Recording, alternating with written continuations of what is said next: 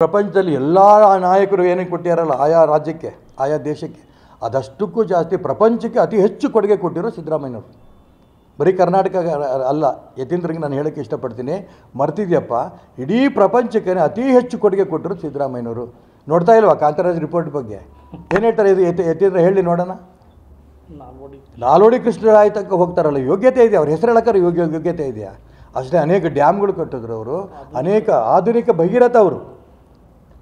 ಅಂಥವ್ರ ಬಗ್ಗೆ ಕಂಪೇರ್ ಮಾಡ್ಕೊಳಕ್ಕೆ ಹೋಗ್ತಿದ್ದಲ್ಲ. ಒಂದಿಷ್ಟು ದಿನ ದೇವರಾಜ ಅರಸ್ ಕಂಪೇರ್ ಮಾಡ್ಕೊಂಡ್ರು. ದೇವರಾಜ ಅರಸ್ ಬಿಟ್ಟರೆ ಇವರೇ ಇಲ್ಲ ಅಂತ. ಈಗ ಅದಾದ ನಂತರ ದೇವರಾಜ ಅರಸ್ಗಿಂತ ಜಾಸ್ತಿ ಇವರು ಅಂತ ಆಂಜನೇಯ ಅವರು ಹೇಳ್ಕೊಂಡ್ರು. ಅವರು ಬಾಲಂಗೋಚಿ, ಸಿದ್ದರಾಮಯ್ಯ, ರಾಮನ್ ಬಂಟ, ಹನುಮಂತ. ಇವತ್ತು ಯತೀಂದ್ರ ಹೇಳ್ತಾ ಇದ್ದೇನೆ, ಇದು ಅರ್ಥವೇ ಇಲ್ಲ ಇದಕ್ಕೆ.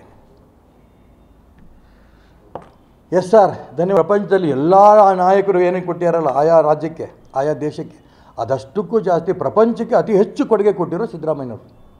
ಬರೀ ಕರ್ನಾಟಕ ಅಲ್ಲ, ಯತೀಂದ್ರಿಗೆ ನಾನು ಹೇಳೋಕ್ಕೆ ಇಷ್ಟಪಡ್ತೀನಿ, ಮರ್ತಿದ್ಯಪ್ಪ, ಇಡೀ ಪ್ರಪಂಚಕ್ಕೆ ಅತಿ ಹೆಚ್ಚು ಕೊಡುಗೆ ಕೊಟ್ಟಿರೋ ಸಿದ್ದರಾಮಯ್ಯನವರು. ನೋಡ್ತಾ ಇಲ್ವಾ ಕಾಂತರಾಜ್ ರಿಪೋರ್ಟ್ ಬಗ್ಗೆ ಏನು ಹೇಳ್ತಾರೆ? ಇದು ಯತೀಂದ್ರ ಹೇಳಿ ನೋಡೋಣ. ನಾಲ್ವಡಿ ಕೃಷ್ಣರಾಯ ತನಕ ಹೋಗ್ತಾರಲ್ಲ, ಯೋಗ್ಯತೆ ಇದೆಯಾ? ಅವ್ರ ಹೆಸರು ಹೇಳೋಕ್ಕಾರೆ ಯೋಗ್ಯತೆ ಇದೆಯಾ? ಅಷ್ಟೇ, ಅನೇಕ ಡ್ಯಾಮ್ಗಳು ಕಟ್ಟಿದ್ರು ಅವರು, ಅನೇಕ ಆಧುನಿಕ ಭಗೀರಥ ಅವರು. ಅಂಥವ್ರ ಬಗ್ಗೆ ಕಂಪೇರ್ ಮಾಡ್ಕೊಳಕ್ಕೆ ಹೋಗ್ತಿದ್ದಲ್ಲ. ಒಂದಿಷ್ಟು ದಿನ ದೇವರಾಜ ಅರಸ್ ಕಂಪೇರ್ ಮಾಡ್ಕೊಂಡ್ರು.